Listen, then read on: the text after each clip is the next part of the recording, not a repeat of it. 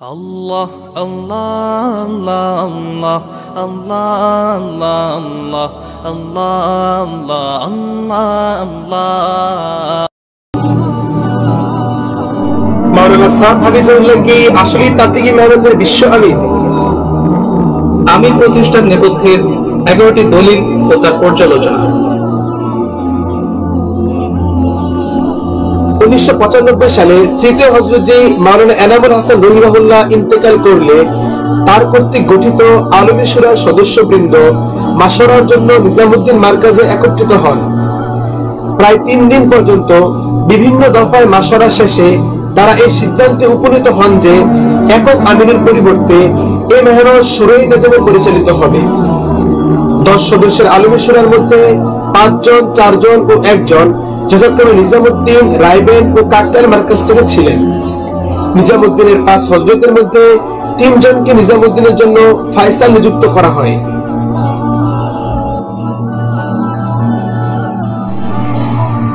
তবে 1996 সালের কোনো এক মৌকায় অস্ট্রেলিয়াতে সকল শুরার উপস্থিতিতে সিদ্ধান্ত হয় নিজামউদ্দিনের 3 হযরত না, বরং 5 হযরতই ফয়সাল থাকবেন।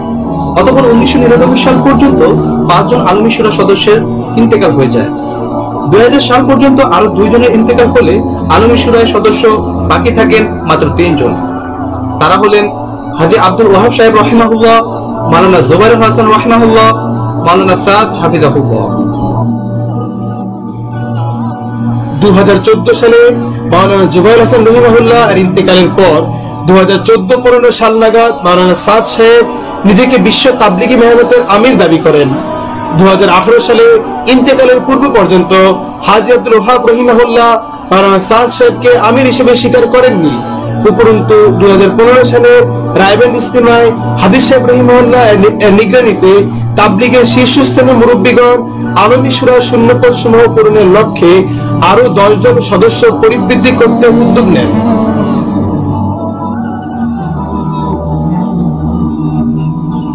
কিন্তু মাওলানা সাদ সাহেব ও তার অনুসারীগণ তা মেনে নেননি, বরং তার আমির হওয়ার পক্ষের একের পর এক দলিল উপস্থাপন করতে শুরু করেন। দলিল সমূহ নিম্নরূপ: স্বয়ংক্রিয় প্রক্রিয়া বা অটো পদ্ধতি, 3 আমিরি প্রক্রিয়া, ফায়সাল কর্তৃক আমির ফায়সালা, 2017 সালের টঙ্গী ইজতেমা, 2015 সালের অল ইন্ডিয়া জোট, 3 খলিফার অনুরূপ, চতুর্থ খলিফার অনুরূপ, হযরত ইলিয়াস রাহিমাহুল্লাহ এর অনুরূপ, ওয়াকফ দেওবন্দের সওয়াল জবাব, শাহ ওয়ালিউল্লাহ রাহমাতুল্লাহ আলাইহি এর কওল, হযরত এনামুল হাসান রহিমাহুল্লাহ এর খুশুসি মাশওয়ারা।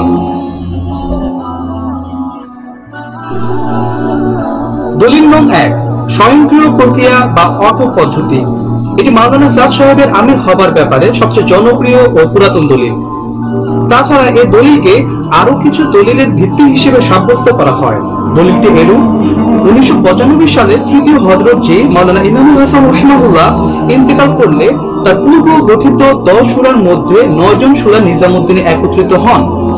তারা 3 দিন পর্যন্ত মাশওয়ারা করে একজন আমিরের ব্যাপারে একমত হতে পারেননি। তাই 3 জন ফায়সাল নির্ধারণ করা হয়। তারা হলেন হযরত মাওলানা ইজহারুল হাসান রাহিমাহুল্লাহ, হযরত মাওলানা জুবাইরুল হাসান রাহিমাহুল্লাহ, হযরত মাওলানা সাদ সাহেব দামাত বারকাতাহুম।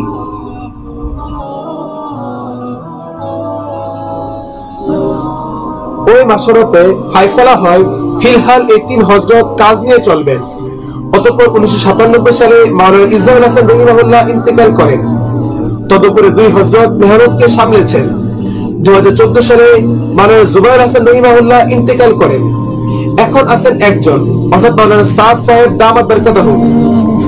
তাই যেহেতু ফায়সাল একজন হায়াতে আছেন, তাই স্বয়ংক্রিয়ভাবে তিনি এখন এই মেহনতের আমির হয়ে গিয়েছেন।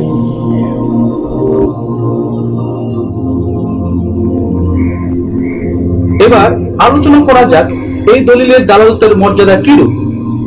প্রথমে বুঝতে হবে আমির ও ফায়সাল তাবলীগে এই দুটো পরিভাষার ব্যাখ্যা কি। এই শব্দ দুটো এক অর্থ বহন করে না। আমির সার্বক্ষণিক ফায়সালা দেবার ক্ষমতা রাখেন, কিন্তু ফায়সাল তা পারেন না। যতজন ফায়সাল থাকেন তারা একজনের পর একজন পালাক্রমে নির্দিষ্ট সময়ের জন্য ফায়সালা দেবার ক্ষমতা লাভ করেন। 3 জন ফায়সাল থেকে মরতে মরতে যিনি বাকি আছেন তিনি স্বয়ংক্রিয়ভাবে আমির হয়ে যান। এর দলিল শরীয়তে পাওয়া যায় না। তাছাড়া তাবলীগের ইতিহাসে এর দলিল নেই। মাওলানা আব্দুল মালিক সাহেব এই স্বয়ংক্রিয় প্রক্রিয়াকে বেদাত বলেছেন।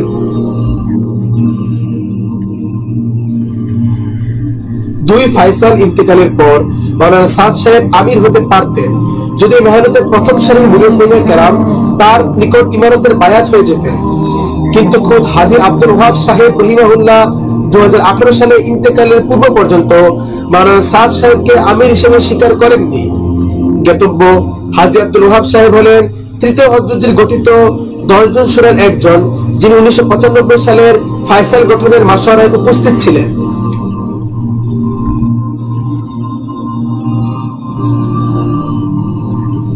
তাবলীগী বিশ্ব মেহনতের নেতৃস্থানীয় 3 দেশ ভারত, পাকিস্তান ও বাংলাদেশ। এই 3 দেশের সূরাদের অবস্থান পর্যালোচনা করলে দেখা যায় বেশিরভাগ সূরা মাওলানা সাদ সাহেবকে আমির স্বীকার করেন না। যারা করেন তন্মধ্যে আলেম রয়েছেন 3 দেশ মিলিয়ে সাদ সাহেব ব্যতীত মাত্র 3 জন। তন্মধ্যে খোদ একজন হলো মাওলানা সাদ সাহেবের ছেলে, যাকে সূরার অন্তর্ভুক্ত করা হয়েছে মাওলানা সাদ সাহেবের বিশেষ অনুরোধ সাপেক্ষে। মাওলানা মোজাম্মেল হক সাহেবকে এতে বিবেচনা করলে এই সংখ্যা হবে 4, আর মাওলানা সাদ সাহেবকে যুক্ত করলে এই সংখ্যা দাঁড়াবে 5।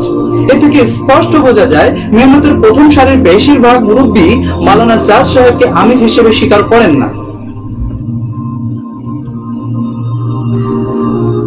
উপরের আলোচনা থেকে আশা করি এই বিষয়টি স্পষ্ট হয়েছে যে মাওলানা সাদ সাহেবের ইমারতের নেপথ্যে স্বয়ংক্রিয় প্রক্রিয়ার যে দলিল দেওয়া হয় তা স্বয়ংক্রিয়ভাবে নিষ্ক্রিয় হয়ে আছে।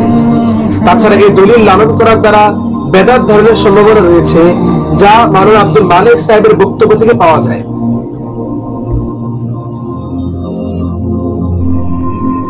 দলিল নং 2, 3 আমিরি প্রক্রিয়া।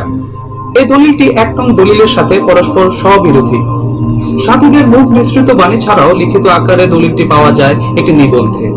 নিবন্ধের নাম অন্ধর থেকে দেখা নিজামুদ্দিনের বিরোধের বিস্তারিত।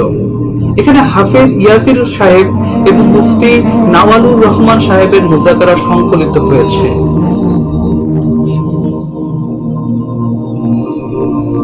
এখানে দাবি করা হয়েছে হযরত এনামুল হাসান রহিমাহুল্লাহ এর ইন্তেকালের পর ফায়সাল নিয়োগ করা হয়নি, বরং 3 জন আমির নিয়োগ করা হয়েছে। দলিল হিসেবে মিয়াজি মেহরাব সাহেবের একটি কৌল উদ্ধৃতি দেওয়া হয়েছে, যা নিবন্ধের 11 পৃষ্ঠায় রয়েছে। মিয়াজি মেহরাব সাহেব মসজিদে প্রবেশ করলেন এবং ঘোষণা করলেন এখন থেকে এই 3 জন কাজ আগে বাড়াবেন। মাওলানা ইজহার, মাওলানা জুবায়ের, মাওলানা সাদ। যেহেতু কোনো ঐক্যমত হয়নি, 3 জন আমির বাছাই করা হলো। এরপর সহজ কথা 2 আমির ইন্তেকাল করেছেন আর 1 আমির জীবিত আছেন।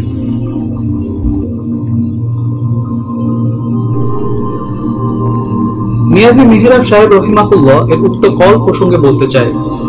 প্রথম কথা হলো, এই কলের কোনো লিখিত ডকুমেন্ট নেই। লিখিত ডকুমেন্টে আছে ফিলহাল এই 3 হযরত কাজ নিয়ে চলবেন। দ্বিতীয় কথা হলো, একত্রে একাধিক আমির জায়েজ নেই, যার দলিল ওই নিবন্ধেরই 23 পৃষ্ঠায় উল্লেখ আছে। হযরত ওমর রাদিয়াল্লাহু তাআলা বললেন, আমি রাসূলুল্লাহ সাল্লাল্লাহু আলাইহি ওয়াসাল্লাম থেকে শুনেছি উম্মতের আমির শুধুমাত্র একজন হবেন। তাছাড়া প্রথম খলিফা নির্বাচনের মজলিসে জনৈক আনসারী বলেছিলেন মুহাজিরগণকে, আমাদের থেকে একজন আমির এবং আপনাদের থেকে একজন আমির।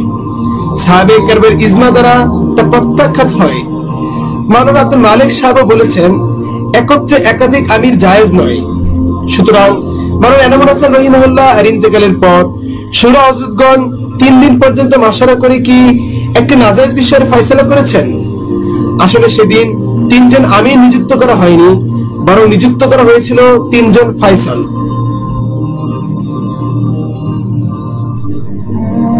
তৃতীয় কথা হলো, যদি মিয়াজি মেহরাব সাহেব ওই জাতীয় কথা বলেই থাকেন, তবে বলতে হবে উনি আমির দ্বারা চিরাচরিত আমির বোঝাননি, বরং ফয়সাল বুঝিয়েছেন।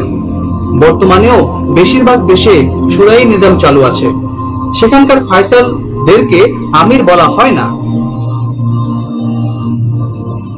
বলা বাহুল্য, কেউ কেউ বলে থাকেন রাসূলুল্লাহ সাল্লাল্লাহু আলাইহি ওয়াসাল্লাম মুতার যুদ্ধে 3 জন আমির বানিয়েছিলেন, কিন্তু এটা একাধিক আমির জায়েজ হওয়ার দলিল হতে পারে না। কেননা মুতার যুদ্ধে ওই 3 জন সাহাবীকে একত্রে আমির সাব্যস্ত করা হয়নি, বরং একজন শহীদ হলে অপরজন, আর অপরজন শহীদ হলে তার পরবর্তী জন আমির হন। তারা একই সাথে তিনজনই আমির ছিলেন না। দলিল নং 3, ফয়সাল কর্তৃক আমির ফয়সালা। এটি অতটা জনপ্রিয় দলিল নয়। তাছাড়া মুরব্বী শ্রেণীর কাউকে এই দলিলটি দিতে দেখা যায় না। সাধারণ সাথীদের কেউ কেউ এটি দিয়ে থাকে। এটি আবার 2 নং দলিলের সাথে পরস্পর স্ববিরোধী। দলিলটি হলো, মাওলানা সাদ সাহেব যেহেতু সর্বসম্মতিক্রমে ফয়সাল, সেহেতু ফয়সাল হিসেবে তিনি এই ফয়সালা করতেই পারেন যে তিনি এখন থেকে বিশ্ব আমির, চাই এ রায় বেশিরভাগের হোক বা কম ভাগের হোক, কিংবা কারো না হোক। মনে করুন আপনি আর আমি একই মহল্লার সাথী। 2 দিন আগের মাশওয়ারায় আপনি ফয়সাল ছিলেন। গতকালের মাশওয়ারায় আপনি সাথীদের রায় নিয়ে আমাকে ফয়সাল নিযুক্ত করেন। আজকের মাশওয়ারায় আমি আবার কাউকে ফয়সাল বানাবো বলে সাথীদের থেকে রায় নিচ্ছি যে কে ফয়সাল হতে পারেন। সকলের রায় শেষে আমি ফয়সালা করলাম, আজকেও আমি ফয়সাল থাকলাম। যাই হোক, আপনি হয়তো মেনে নিলেন আর সাথীরাও কিছু বলল না। পরের দিন আবার মহল্লার মাশওয়ারাতে আমি একই কাজ করলাম, অর্থাৎ আমি ফয়সাল থাকলাম। এভাবে সপ্তাহখানেক চলল। এরপর একদিন এ নিয়ে মাশওয়ারার মধ্যে হট্টগোল শুরু হয়ে গেল। আর আমি নিজের ব্যাপারে এই ফয়সালা শুনিয়ে দিলাম যে যেহেতু একজন আমির থাকা মহল্লাতে দরকার, যেমন নামাজের জামাতে একজন ইমাম থাকে, তেমনি মসজিদের জামাতে একজন আমির থাকা দরকার। আজ থেকে আমি আপনাদের আমির, খোদার কসম আমি আপনাদের আমির। আমাকে আমির না মানলে জাহান্নামে যাও।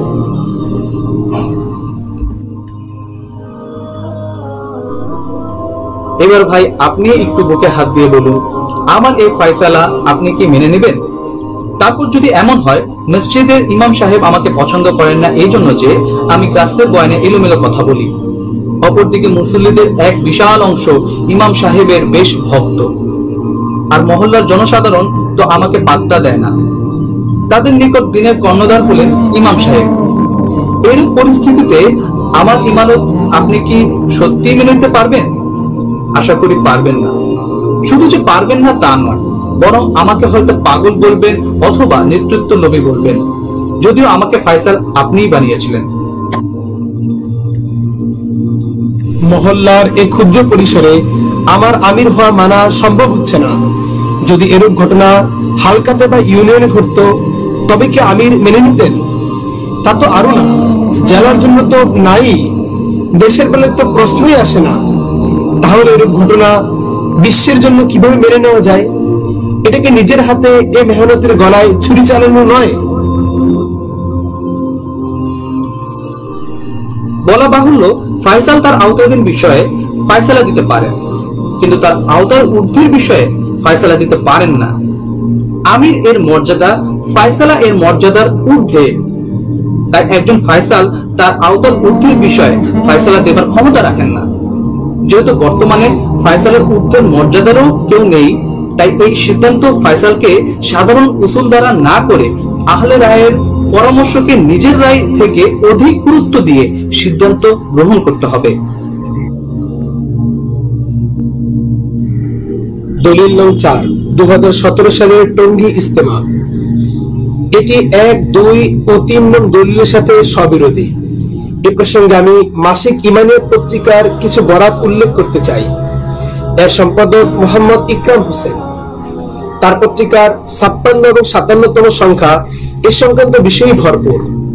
বলা বাহুল্য, এনার সাথে কাকলের শোরা হযরতগণ যারা সাদ সাহেবের এতাআতে রয়েছেন তাদের বিশেষ সহবত ও নেসবত রয়েছে। তাহলে এবার আসা যাক সাদ সাহেবের আমির বা জিম্মাদার হবার ইতিহাস সম্পর্কে মাসিক ইমানিয়ত কি বলে। তবে সংক্ষিপ্তভাবে সার কথা এখানে উদ্ধৃত করব, বিস্তারিত জানতে উক্ত পত্রিকা দেখা যেতে পারে।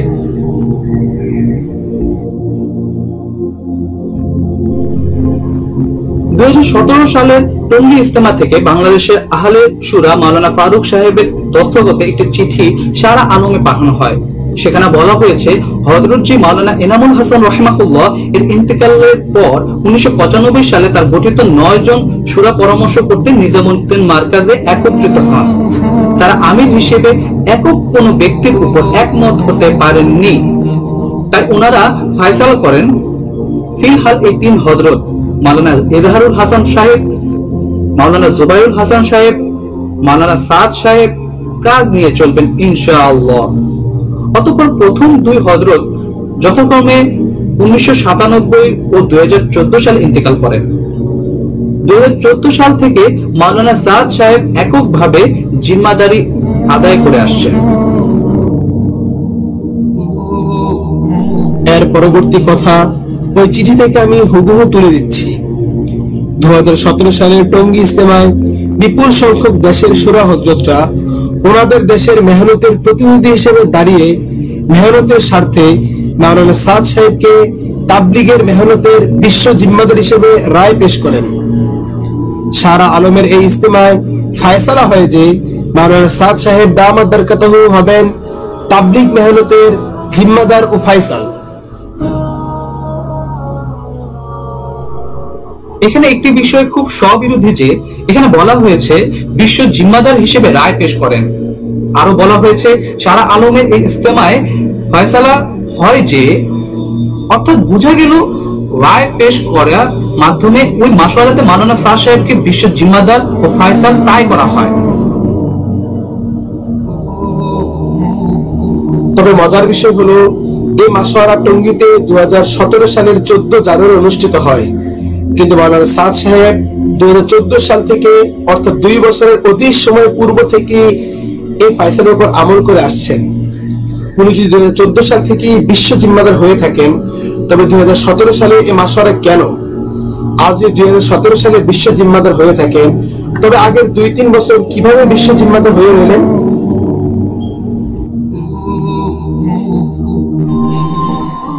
অনেকেই এর উত্তর এভাবে দেন যে দুই হযরতের ইন্তেকালের পর উনি স্বয়ংক্রিয়ভাবে জিম্মাদার হয়ে গেছেন।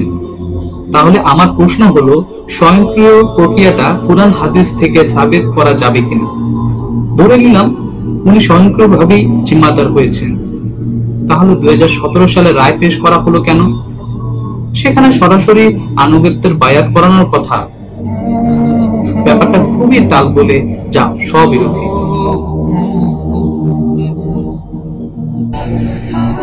বাস্তবে সেই দিন এরূপ কোনো মাশওয়ারাই হয়নি। 2017 সালের 14 জানুয়ারি শনিবার বাদ ফজর টঙ্গীতে মাশওয়ারার কামরায় বিভিন্ন দেশের মুরব্বীদের সামনে মাওলানা সাদ সাহেব সহ একটি মজলিস হয়। উক্ত মজলিসের শেষ দিকে একজন মুরব্বী দাঁড়িয়ে বক্তব্য দিতে শুরু করলেন এবং মাওলানা সাদ সাহেবকে হযরতজি বলে সম্বোধন করার কথা ব্যক্ত করেন। এরপর আমি দুরকম তথ্য পেয়েছি। মাওলানা জিয়া বিন কাসিম সাহেবের ভাষ্য অনুসারে প্রায় 35 জন মুরব্বী তাতে সহমত পোষণ করেন। দুদক মসজিদের মাওলানা জুবাইর সাহেবের ভাষ্য অনুসারে উক্ত মুরব্বীর বক্তব্যের পর সবাই চুপ থাকেন।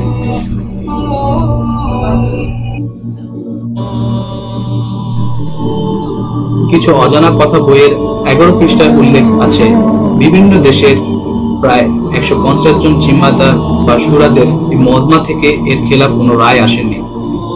অর্থাৎ এখানে স্বীকার করা হয়েছে 150 জন মুরব্বীর সকলে উক্ত মজলিসে রায় পেশ করেননি।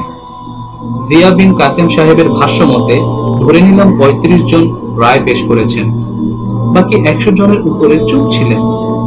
আর এর চুপ থাকা কি সম্মতির লক্ষণ? যদি মজলিসের কাছে রায় চাওয়া হতো আর তারা চুপ থাকতেন তবে ধরে নেওয়া যেত তা সম্মতির লক্ষণ। কিন্তু মজলিসের কাছে রায় না চাইতেই স্বতঃস্ফূর্তভাবে বক্তব্য চলতে থাকে। কোনো তাকাজা রাখা হয়নি, রায় চাওয়া হয়নি, কিন্তু এভাবে স্বতঃস্ফূর্ত বক্তব্যের নেপথ্যে কি? এটা কি কোনো মাশওয়ারা? তাকাজা পেশ করা হয়নি, রায় চাওয়া হয়নি, কিন্তু বক্তব্য প্রদান। এখানে চুপ থাকা কখনোই ওই বক্তব্যের প্রতি সম্মতি হতে পারে না।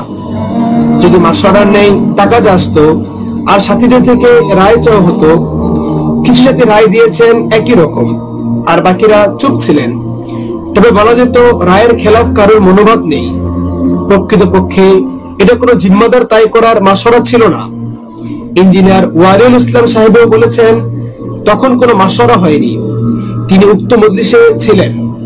জ্ঞাতব্য তিনি মাওলানা সাদ সাহেবের এতাআতে আছেন। এছাড়া সেদিন কোনো ফায়সালাও হয়নি। অতঃপর 22 জানুয়ারি মাওলানা ফারুক সাহেবের কাছ থেকে একটি চিঠিতে দস্তখত নেওয়া হয়, যা সারা আলমে প্রেরণ করা হয়েছে। টঙ্গীতে মজলিস হয় 14 জানুয়ারি আর চিঠিতে দস্তখত নেওয়া হয় 22 জানুয়ারি। 14 জানুয়ারির ওই মজলিসে কোনো মাসওয়ারা হয়নি, কিন্তু 22 জানুয়ারির দস্তখতকৃত চিঠিতে 14 জানুয়ারির মাসওয়ারার কথা উল্লেখ করে মাওলানা সাদ সাহেবকে আমির বা বিশ্ব জিম্মাদার হওয়ার ফয়সালা করা হয়। মাওলানা সাদ সাহেবের জিম্মাদার হওয়ার ভিত্তি ওই 22 জানুয়ারির চিঠি, আর ওই চিঠির ভিত্তি হলো 14 জানুয়ারির টঙ্গীর মাসওয়ারা। কিন্তু 14 জানুয়ারির টঙ্গীতে যে মজলিস হয় সেখানে জিম্মাদার দায় সংক্রান্ত কোনো মাসওয়ারাই হয়নি। দলিল নং 5, 2015 সালের অল ইন্ডিয়া জোট। এটি 2, 3 ও 4 নং দলিলের সাথে স্ববিরোধী এবং 1 নং দলিলের বর্ধিত ভার্সন। ভাই শাহাবুদ্দিন নাসিম সাহেবকে প্রশ্ন করা হয় 2017 সালে মাওলানা সাদ সাহেবকে বিশ্ব জিম্মাদার ফয়সালা করে আদৌ কোনো মাসওয়ারা হয়েছিল কিনা। বাকরিবির মামুন স্যার বলেছেন সেখানে তিনি ছিলেন এবং আসলে সেখানে কোনো মাসওয়ারা হয়নি। সেদিন যদি মাসওয়ারা না হয়েই থাকে তো মাওলানা সাদ সাহেব কিভাবে আমির হলেন? উত্তরে ভাই নাসিম সাহেব বলেন ওনাকে তো 2015 সালের অল ইন্ডিয়া জোরের মধ্যেই বিশ্ব জিম্মাদার ফয়সালা করা হয়।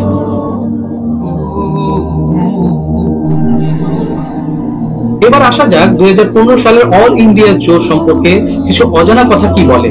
6 নং পৃষ্ঠার শেষ অনুচ্ছেদে আছে 1997 সালে হযরত মাওলানা ইজহারুল হাসান রাহিমাহুল্লাহ ইন্তেকাল করেন এবং 2014 সালে হযরত মাওলানা জুবাইরুল হাসান রাহিমাহুল্লাহ ইন্তেকাল করেন। কাজ পরিচালনার সুবিধার্থে 8 ডিসেম্বর 2015 অল ইন্ডিয়া জোরে সবার ঐক্যমতের ভিত্তিতে 9 সদস্যের ভারতীয় শুরা গঠন করা হয়। তবে হযরত মাওলানা সাদ সাহেবকে ফয়সাল ও আমির হিসেবে বহাল রাখা হয়। বর্তমানে হযরত মাওলানা সাদ সাহেব জামাত বারকাতাহুম আমির হিসেবে বিশ্বব্যাপী তাবলীগের কাজ পরিচালনা করে আসছেন। এখানে ফয়সাল ও আমির হিসেবে বহাল রাখার কথা বলা হয়েছে, অর্থাৎ উনি আমির 2015 সালের 8 ডিসেম্বরের পূর্বেই হয়েছেন। অল ইন্ডিয়া জোটের পূর্বে ওনাকে আমির কে বানালেন বা কিভাবে হলেন? আবার কি সেই স্বয়ংক্রিয় গঠন প্রক্রিয়ার কথা আসবে? মাওলানা আব্দুল মালিক সাহেব আমির হবার এই ওটু পদ্ধতিকে বেদাত বলেছেন।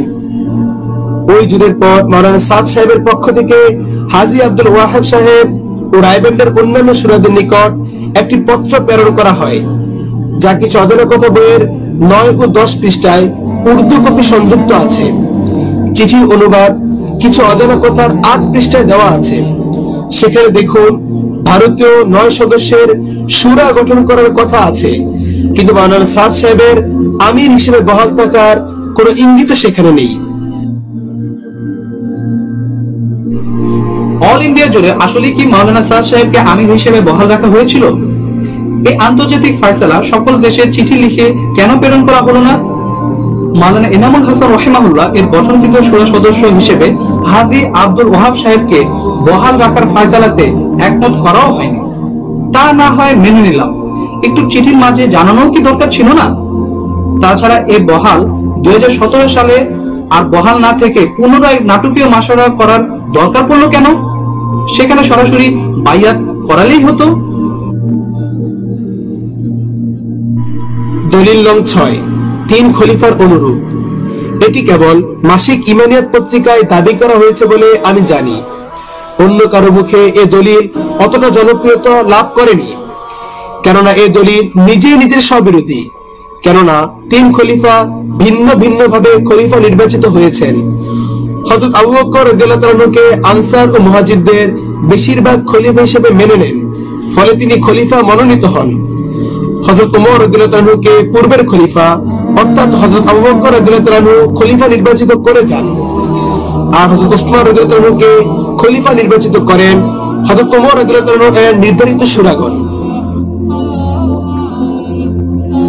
3 জন খলিফা হবার প্রক্রিয়া একেবারে আলাদা, কিন্তু মাওলানা সাদ সাহেব একাই 3 প্রক্রিয়ায় আমির বনে গেলেন কিভাবে?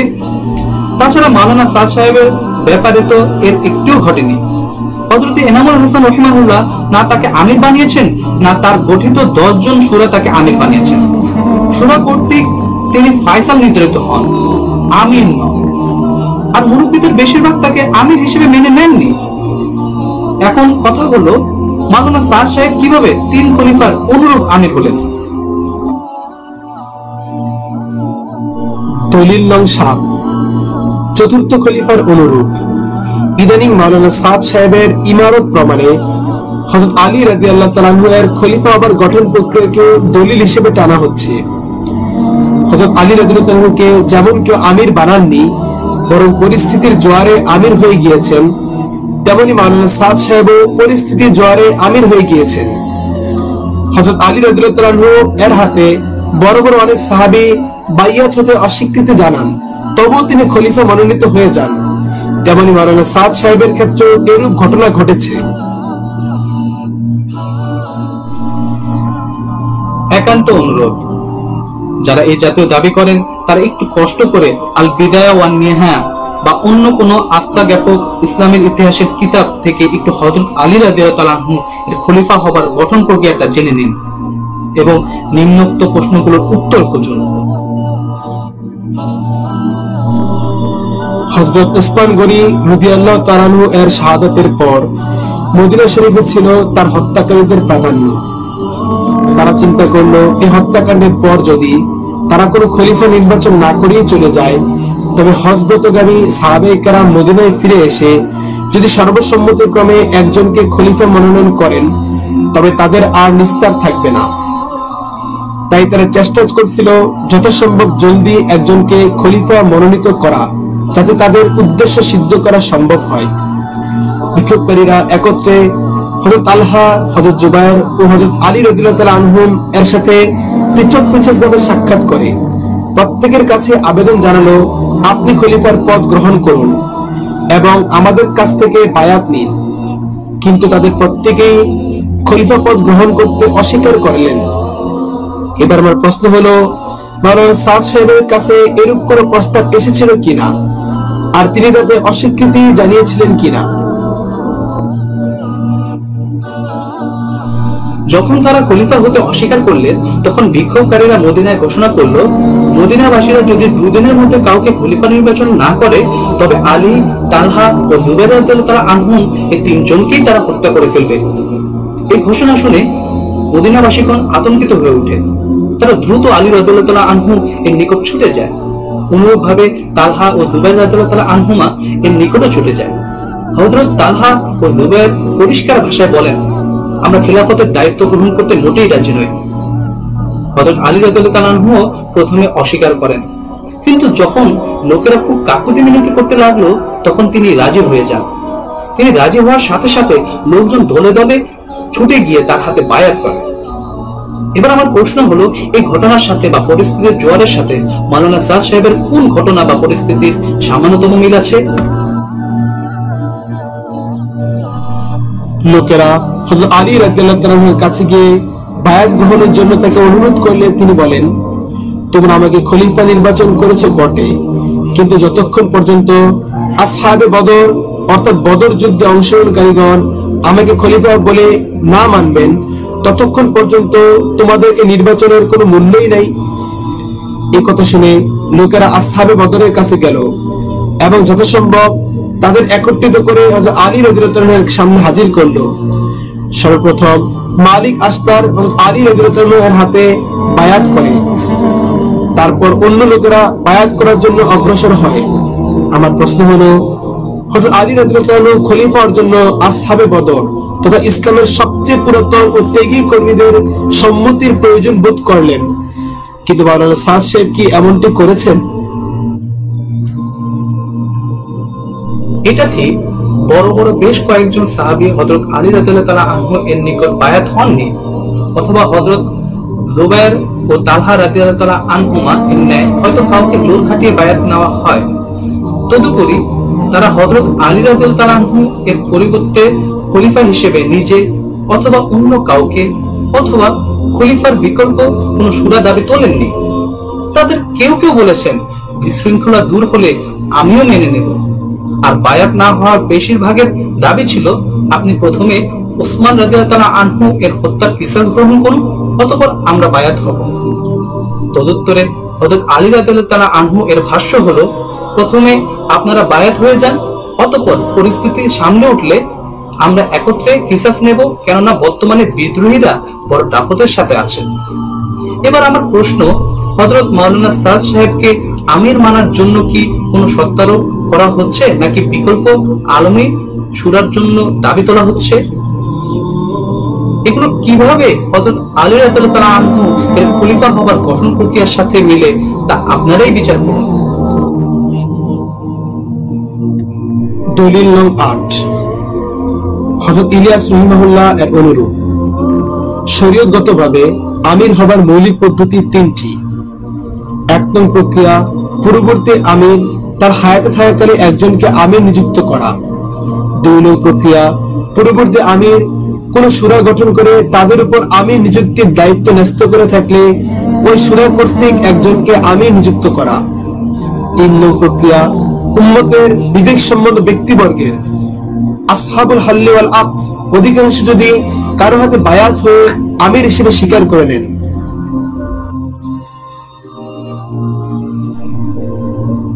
প্রথম ও চতুর্থ খলিফা 3 নং প্রক্রিয়ায় আমির হয়েছেন, দ্বিতীয় খলিফা 1 নং প্রক্রিয়ায় ও তৃতীয় খলিফা 2 নং প্রক্রিয়ায় আমির হয়েছেন। হযরত জি ইলিয়াস রাহিমাহুল্লাহ ও হযরত জি এনামুল হাসান রাহিমাহুল্লাহ 3 নং প্রক্রিয়ায় আমির হয়েছেন এবং হযরত জি ইউসুফ রাহিমাহুল্লাহ 2 নং প্রক্রিয়ায় আমির হয়েছেন। হযরত জি ইলিয়াস রাহিমাহুল্লাহ যখন এই মেহনত শুরু করেন, তখন তৎকালীন উলামায়ে কেরাম তাকে ও তার মেহনতকে সাদরে গ্রহণ করে নেন এবং আওয়ামও যারা তার সাথে জুড়েছেন তারাও তাকে আমির হিসেবে মেনে নিয়ে মেহনতে সম্পৃক্ত হয়েছেন। কিন্তু মাওলানা সাদ সাহেবের ক্ষেত্রে এই 3টি প্রক্রিয়ার একটিও সংঘটিত হয়নি, যা পূর্বে আলোচনা করা হয়েছে। দলিল নং 9, ওয়াকফ দেওবন্দের সওয়াল জবাব। এই দলিল সম্পর্কে মাওলানা আব্দুল মালিক সাহেবের সাথে আমাদের যে কথোপকথন হয় তা নিম্নরূপ। আমরা বলেছিলাম, হযরত, ওয়াকফ দেওবন্দের একটি ওয়েবসাইট আছে, সেখানে সওয়াল জবাবের সুযোগ আছে। কেউ কোনো প্রশ্ন করলে তারা উত্তর দেন। গত বছরের একটি প্রশ্ন ছিল মাওলানা সাদ সাহেবকে আমির মানা নিয়ে, অর্থাৎ আমির মানা যাবে কি যাবে না।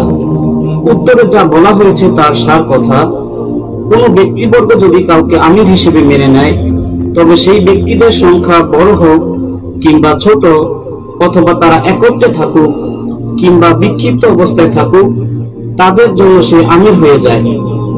এ ব্যাপারে আপনার মন্তব্য কি? হযরত উত্তরে বলেছিলেন, হ্যাঁ, মনে করো তোমরা তাকরাইল মসজিদ থেকে চিল্লায় বের হবে, তোমাদের জামাতের মধ্যে একজনকে আমির বানানো হয়, আর তোমরা জামাতের সকল সাথী তাকে আমির হিসেবে মেনে নাও। এখন তিনি কাদের আমির? তোমাদের, অর্থাৎ ওই জামাতের সাথীদের। তিনি বিশ্ব তাবলীগী মেহনতের আমির হয়ে যান না। তেমনি যারা মাওলানা সাদ সাহেবকে, ধরো নিজামুদ্দিনে যারা বর্তমানে আছেন, তারা আমির হিসেবে মেনে নিলেন, তবে মাওলানা সাদ সাহেব কেবল তাদের আমির, যারা মেনে নিয়েছেন তাদের আমির, বিশ্ব মেহনতের আমির নন। আওয়ামের বায়াতের দ্বারা বিশ্ব আমির হওয়া যায় না।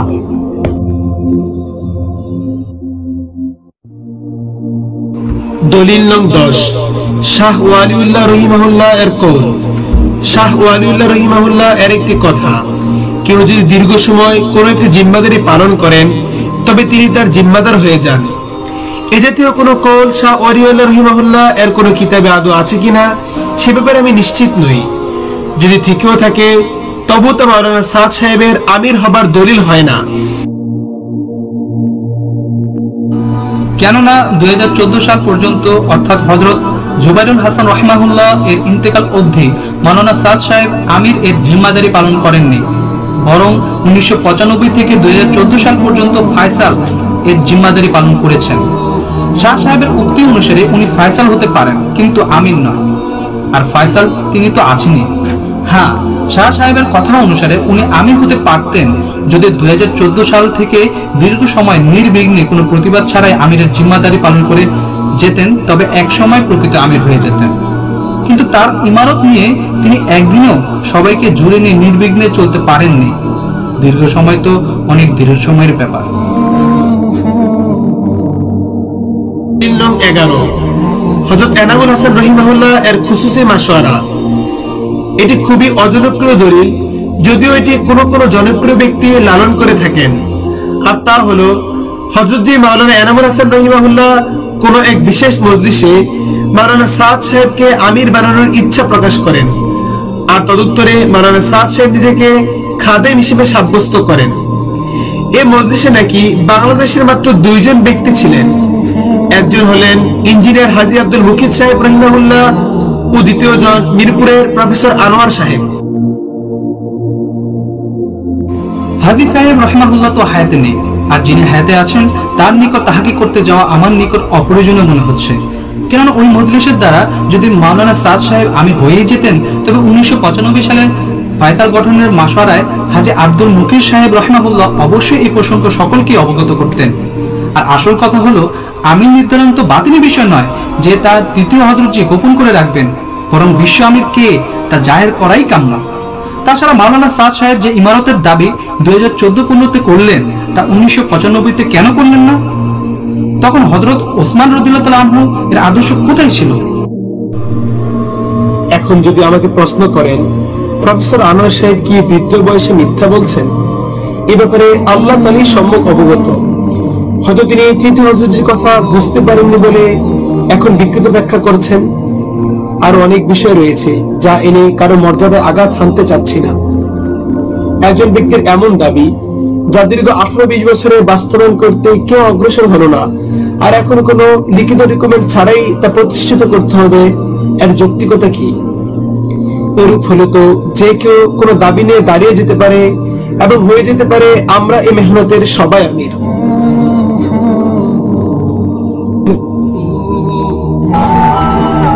কষ্টের ব্যাপার হলো এই 11টি দলিল একসাথে ছড়ানো হয়নি। একেবারে প্রথম দিকে 1, 2 ও 3 নম্বরটি আনা হয়। এরপর সেগুলো দ্বারা সফল না হতে পেরে আনা হলো 4, 5 ও 6 নম্বরটি। অতঃপর এগুলো না টিকলে আনা হলো 7 নম্বরটি। তাও মাঠে মারা গেলে অবতারণা হয় বাকিগুলো। তবে অঞ্চল ভেদে কিছু তারতম্য হয়েছে। সব মিলে যে একটি মজবুত দলিল হবে তাও সম্ভব না, কেননা তা একে অপরের স্ববিরোধী হয়ে যায়। পরিশেষে যদি জিজ্ঞেস করা হয় সাদ সাহেবকে আমির কে বানালো, তবে কারো কারো থেকে উত্তর আসে আল্লাহ বানিয়েছেন। এরপর আর কি জবাব দেবার থাকে বলুন? একটি অস্বচ্ছ গঠন প্রক্রিয়াকে আর কত ঘষামাজা করে স্বচ্ছ করা হবে? এই কথাগুলো হয়তো অনেক কঠিন হয়ে গেল, কিন্তু যারা শুরু থেকে এই বিষয়গুলোর খোঁজ খবর রাখেন তারা এই কাঠিন্য নেপথ্য কারণ সহজেই অনুধাবন করতে পারবেন। কোন সিদ্ধান্ত গ্রহণের পূর্বে শরীয়ত সম্মত যুক্তি পর্যালোচনা করা কাম্য, কিন্তু সিদ্ধান্ত একটা গ্রহণ করে একের পর এক তার পক্ষে যুক্তি খোঁজা ও উপস্থাপন কখনোই কাম্য নয়, বরং শরীয়তগত দিক থেকে তা কতটুকু গর্হিত আহলে ইলম থেকে জেনে নেবার অনুরোধ রইল। হযরত জি ইউসুফ রাহিমাহুল্লাহ কিভাবে আমির হয়েছেন, এর উত্তর সবার নিকট মোটামুটি একই রকম। তৃতীয় হযরতের ব্যাপারেও তাই। কিন্তু মাওলানা সাদ সাহেবের ব্যাপারে এতগুলো কেন? তারপরে যদি স্বতন্ত্রভাবে একটু দলিল হবার যোগ্যতা রাখত, আর একত্রিত তারা পরস্পরের স্ববিরোধী, আল্লাহ মালুম খুদ মাওলানা সাদ সাহেবকে জানেন তার ইমারতের নেপথ্যে এতগুলো দলিল রয়েছে। ولله العزة ولرسوله وللمؤمنين ولكن المنافقين لا يعلمون.